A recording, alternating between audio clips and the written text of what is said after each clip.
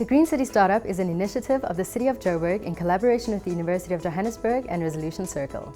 This initiative was started with innovative green entrepreneurs in mind, those with ideas in building, energy, water, transport and waste. And this is the Green City Startup Show.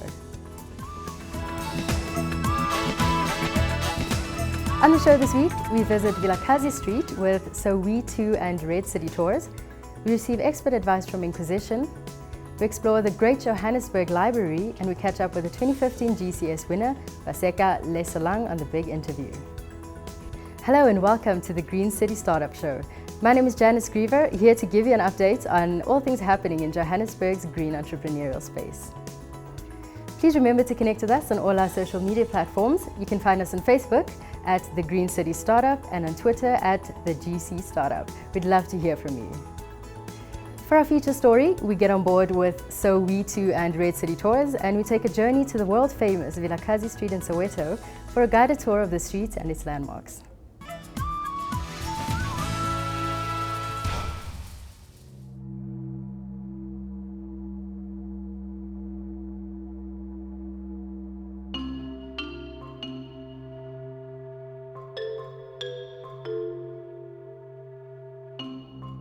Hey Kaola, welcome to the Soweto tour.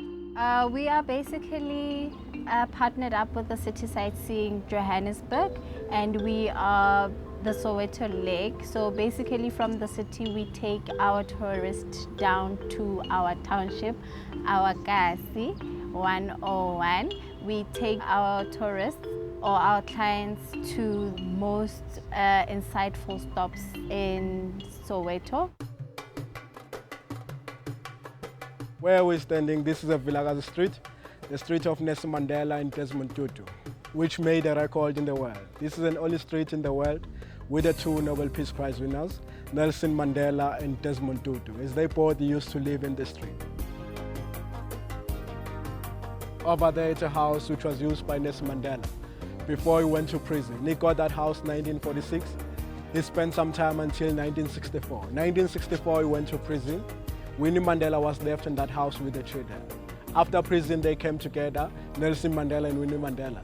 They spent about 2 weeks on that house. From there, they moved to Diepkloof. From Diepkloof, they moved to the north suburb of Johannesburg. The house itself used to belong to Evelyn, the first wife of Nelson Mandela. When they got married with Evelyn, Evelyn decided that they must move together over there in that house. But when they divorced Evelyn and Nelson Mandela, Evelyn decided to move out from that house. It's when Nelson Mandela lived on that side. They lived together with Winnie Mandela. While he was in prison, as I said, Winnie Mandela was the one who was in charge. If you look at the tree on a corner, there is a tree on that corner. It's a special tree for the family of Nelson Mandela. Usually with our culture, if you've got a child, the newborn, the Chubut connects the mother with the child. After birth, they check it. It must be buried at home. So all the children of Nelson Mandela, their umbilical cord, they are buried on that side. Originally, Nelson Mandela was from the Eastern Cape. Even today, he's buried on that side, in a small town called Unu. Look at the restaurant on that side, Mandela Family Restaurant. It's owned by Winnie Mandela, the second wife of Nelson Mandela.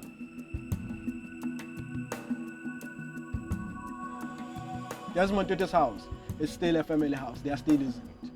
Desmond Tutu himself, he lives in Cape Town, but his family, they still use that house down there. So you can't really see the house. You will see the wall, not the house itself. Had a great time.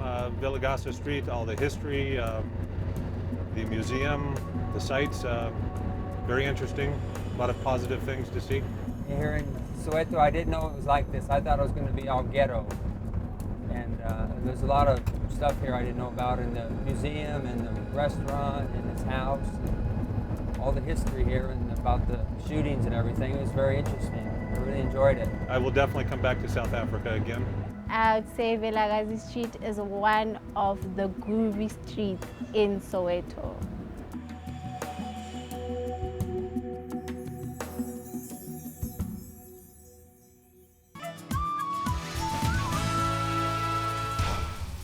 For more features and interesting stories, visit our website www.TheGreenCityStartup.co.za.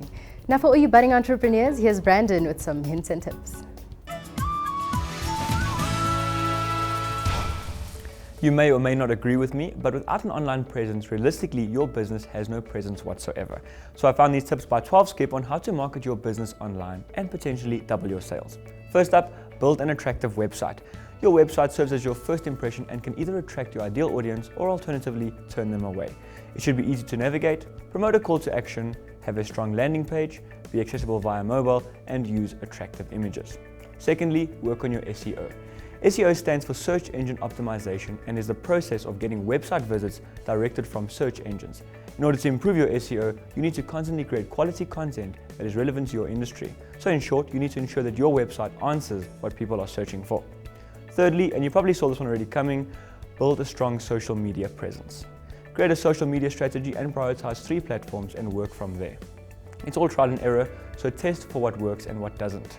The idea is to share useful or entertaining content, getting people to share your content, use visuals, join Twitter chats and Facebook groups, and importantly, be human. Lastly, create video content. People love videos, it's a fact. People would much rather watch something than what they would read it. And with your unique personality, you have nothing to lose. Keep them short and to the point, and add some personality, and you have an excellent marketing tool. So in short, build an attractive website, work on your SEO, build a strong social media presence, and create video content. That's all from me, so be sure to engage with us on social media. On Facebook, it's The Green City Startup, and on Twitter, at TheGC Startup. We look forward to hearing from you. Until next time, keep focused.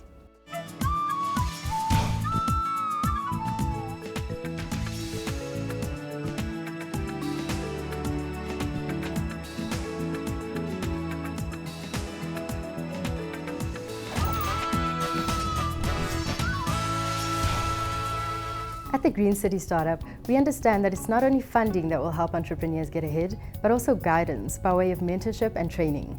Next, talking with tutors. Hello and welcome to Talking with Tutors. I'm Ziggy and today we're chatting to Linda about cost. Hey girl. Hello, and How are you? Well, thanks, and you? Cool, so tell us about what is a cost? Well, cost is basically the amount of money that you're using to producing your product and, in other cases, your service. So when you're looking at that, are there different kinds of costs you can consider? There's variable and fixed. So fixed is things like your rent, and the variable is things that aren't fixed. So things that can change with production. In case there's a big order, then the amount goes up, or if there isn't, then the amount goes down. So fixed is rent and the amounts that stay the same continuously, and with variable it's completely different. That sounds like a lot of stuff to remember. What are the most important things someone needs to consider when looking at cost? At cost. It is exactly how much am I using to produce my products and my services? Can I get it anywhere cheaper? And I think the most important thing is to remember to be honest with yourself, and that will help in the success of your business. That is pretty interesting, and I think it's quite helpful. Do you have any last tips for our viewers today on how they can manage their costs and sort of structure their expenditure? Mm-hmm. See if you can get stuff anywhere cheaper. See if you can't get a business that you're working with your key partners, that they can't do more than one thing for you. And also, I think one of the most important things is to get everybody together. That way you get more ideas, and it's easier, to tackle questions and to come up with answers. That's pretty awesome. Nani Zwela, and that's all we have today for Talking with Tutors. Still to come on the show is last year's Green City Startup winner on the big interview and a fascinating visit to the Great Johannesburg Library. Also be on the lookout for our motivational quote to keep you going. All this after the break.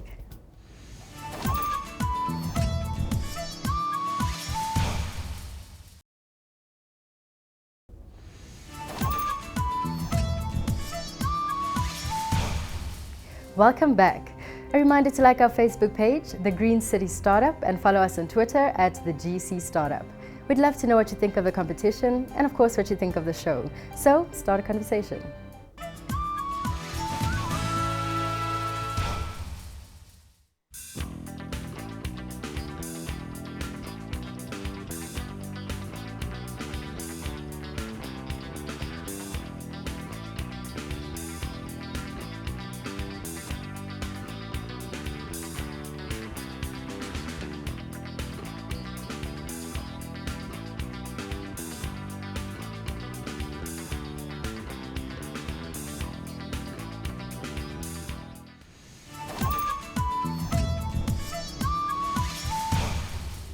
To keep up to date with all things happening in green entrepreneurship, log on to our website www.TheGreenCityStartup.co.za.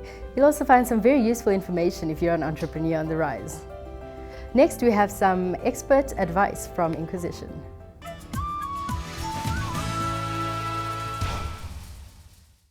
Hi. To quickly recap, by now you should have defined your design challenge and started to assess potential solutions against 3 criteria. Does it meet a need? Can it be done? And is it a viable proposition? Now we're going to dive deeply into the idea of needs by showing you how to put yourself in the shoes of the people you intend to serve. There are a few approaches to collecting information about your community. Here are just a handful which you can use to gather insights. 1. You can conduct face-to-face interviews with community members. Think of your questions beforehand. Be sure to ask open-ended questions that will give you insights about the problems faced by your community. Your goal here is to get as much information as possible about issues people are facing. Don't begin asking about potential solutions or ideas you have. You might find out something during these interviews that will completely change your direction. 2. Alternatively, if you're pressed for time, you can run a quick online survey with short questions to gather a lot of feedback quickly about your design problem. However, surveys won't let you see people's emotions as they're answering your questions. People might also overthink their answers as they write them out. 3. Even though it's time-intensive, you should strive to spend time with the community you want to serve and observe them within the context of your problem. For example, if you're trying to create a new organizational tool for teachers, observe a teacher in the classroom. Be sure that people are comfortable with your presence in their community by informing them when you can that you're conducting research, and try to settle in, listen, and observe. At most, ask a guiding question. You're here to learn, not participate. There are many ways to build an initial understanding of your community. In the next video, we're going to show you how to incorporate this research into coming up with an idea which fulfills the needs you've identified. Be sure to visit our website for more useful advice on growing your startup. Thanks for watching.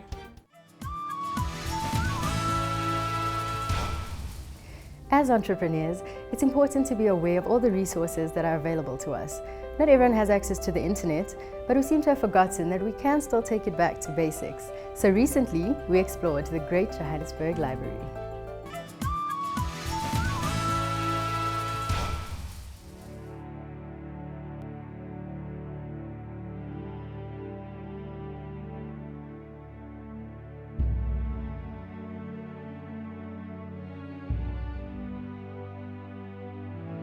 The history of this library goes back to 1890, when it opened as a subscription library. It continued right through the Anglo-Boer War and continued for about 20 years thereafter. After the Great Depression, the committee of the subscription library decided or agreed that the library should become part of the City of Johannesburg. This building was opened in 1936. Before that, they were in Kirk Street. So they were in several buildings, but this were let's say, the final building for this grand library. The architecture of this building is quite interesting. It's based on the neoclassical style, which means that it has elements of the Renaissance in it, Roman and Greek architecture in it. And as you walk through the building, you will notice some of the old neoclassical features in the building. When you move outside of the building, you will see that there are 9 figures, statues attached to the building. They go back to the 9 Greek muses, where each muse represented a discipline or a part of knowledge at the time. So those are interesting to see the reference to even in the architecture to the Greek way of thinking. In 1970s, the library was opened to all races, which at that time was quite remarkable, because South Africa was still under the nationalist government. But the library decided that they had to share the knowledge, and that knowledge should be made available to everybody. Hence, it became an inclusive library at the time. After about 70 to 80 years, we found that we were running out of space. And so the library had to extend, and we had to get extra floors and extra space to make provision for the larger numbers of people coming to the building. One of the major purposes of the renovation of this building was that we could move into the electronic era. We needed more space for people to sit and use their laptops. And we would also supply computers free to the public so that they could access the World Wide Web. We've got the MOVE education system where people study various short courses like project management, marketing and so forth using the World Wide Web.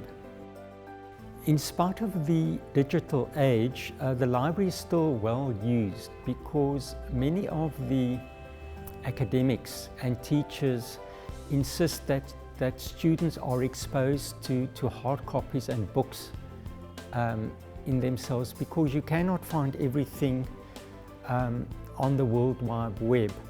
And often your students aren't always aware how to discriminate between the good and the bad that you find on the web. And so there is still a demand for books, hard copies, but yet at the same time we do need to move into the web and make that available to our users. This library is important because of its special collections that it houses.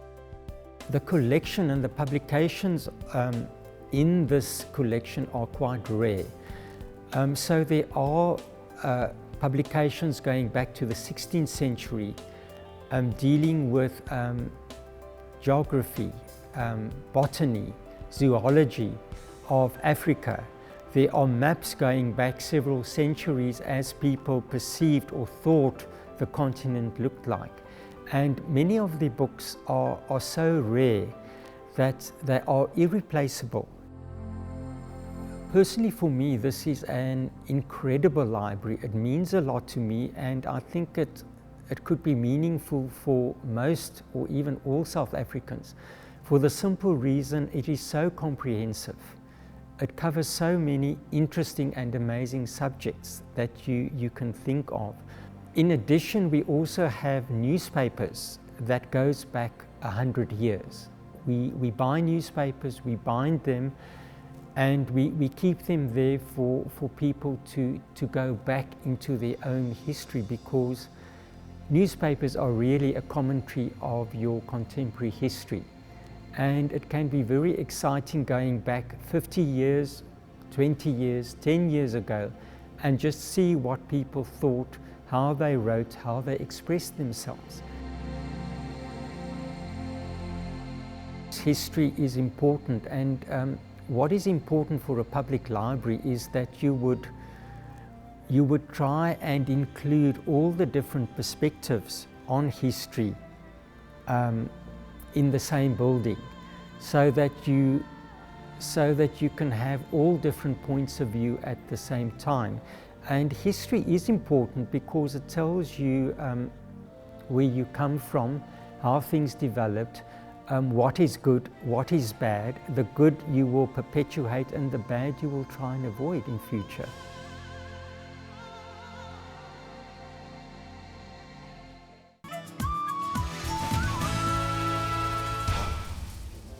To see more clips on what we've been getting up to, visit www.TheGreenCityStartup.co.za.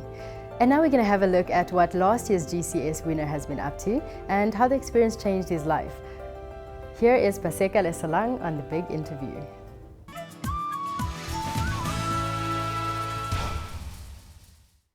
In studio, I have the winner for the very first Green City Startup competition. We have Paseka, and he's here to share his secrets to success.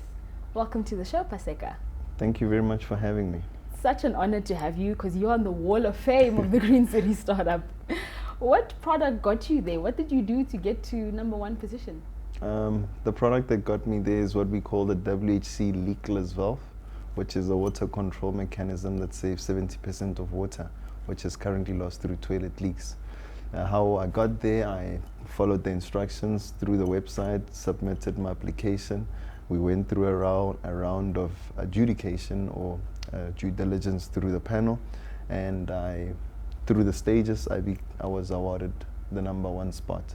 Sure. Given the money to pursue your dream, pursue your idea. Terms and conditions apply. Terms and conditions All right, apply, yeah. sure. Many people thought it was just money in the bank like that. No, even that money came in tranches, and those tranches had to be justified, you know. Sure. And the justification thereof solely business inclined, product elevation inclined, nothing personal, Sure. and all the other things that people think we use money for. Yeah, yeah. Yeah. And what is the process from going from an idea to something tangible? Because not everybody gets that connection. All right.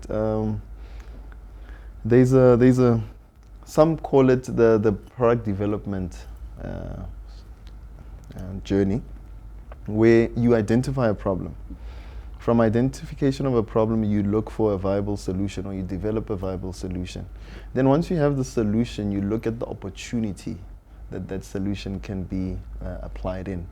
And from that, you look for means of taking that solution into a viable business case. Okay? And from a business case, you need funding to cover the technical elements of that to a market-ready product. And once you are at a market-ready product, you then start commercializing.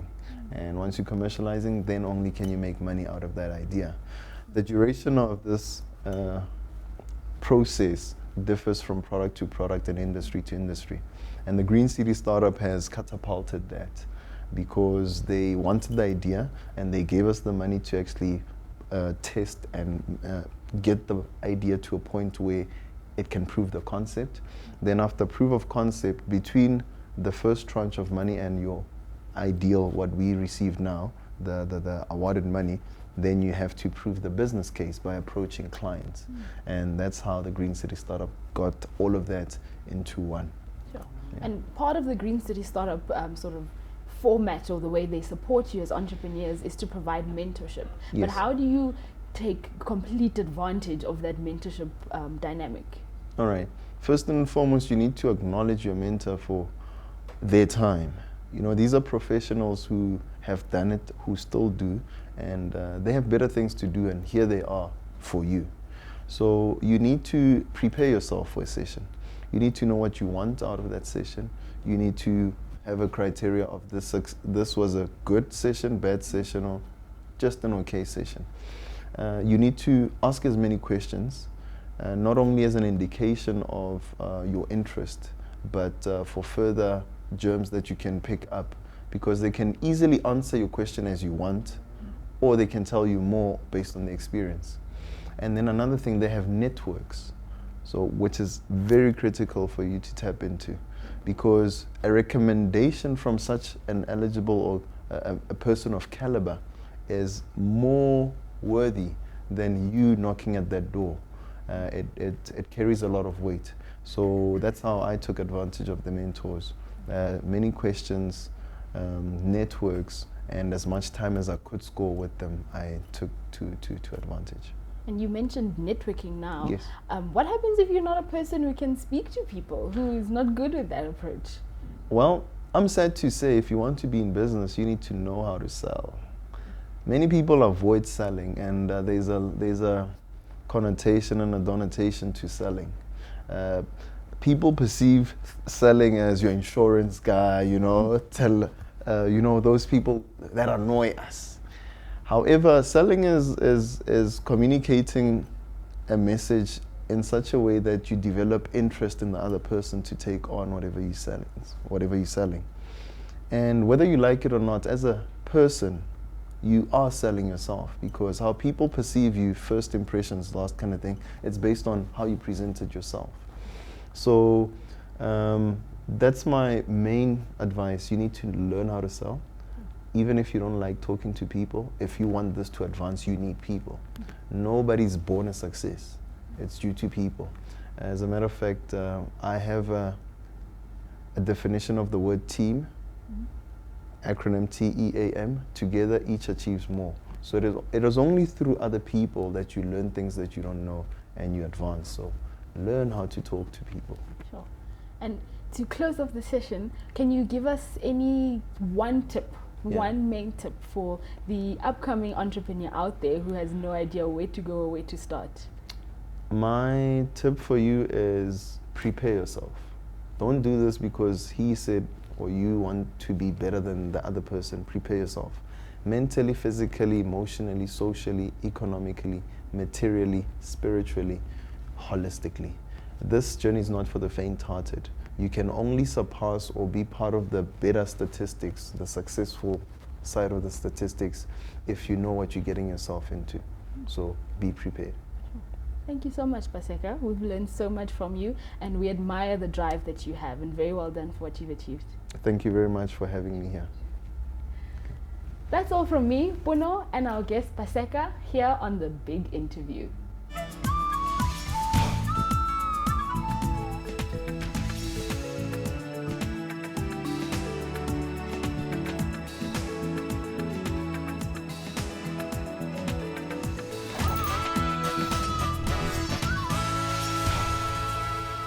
Next week in the Green City Startup, we attend the unveiling of the newest piece of street art in Johannesburg, and we have Kudzai Kutukwa from the Emerging Farmers Exchange on The Big Interview.